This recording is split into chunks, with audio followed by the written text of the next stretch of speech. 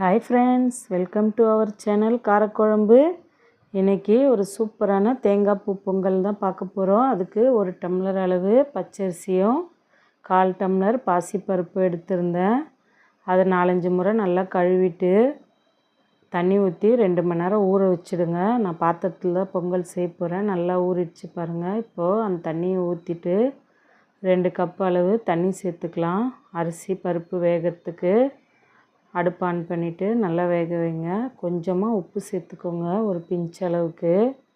இந்த வீடியோவை ஸ்கிப் பண்ணாமல் பாருங்கள். நான் இதில் தேங்காய் எப்படி சேர்க்க போகிறேன்னு சொல்லிவிட்டு பாருங்கள். தேங்காவை திருவி வச்சுக்கிட்டேன் நான். நல்லா இது போல் கொலைய வேக வச்சுக்கோங்க. 1 டம்ளர் அரிசிக்கு 1.5 டம்ளர் வெல்லம் கரெக்டாக இருக்கும்.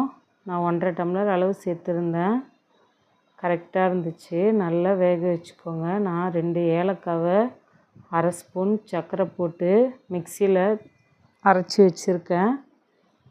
பாருங்கள், வெல்லம் நல்லா கரைஞ்சி வந்துடுச்சு பாருங்கள். இப்போ நம்ம அரைச்சி வச்சுருக்க அந்த ஏலக்காவையும் சேர்த்துக்கலாம். இது போல் மிக்சியில் அரைச்சிட்டிங்கன்னா ஏலக்காவை கொஞ்சம் சர்க்கரை போட்டு அரைச்சா நல்லா அரைப்பட்டுரும்.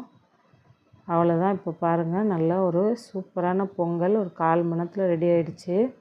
இப்போ இறக்கிட்டு நம்ம முந்திரியும் தேங்காயையும் நெய்யிலே வறுக்க போகிறோம்.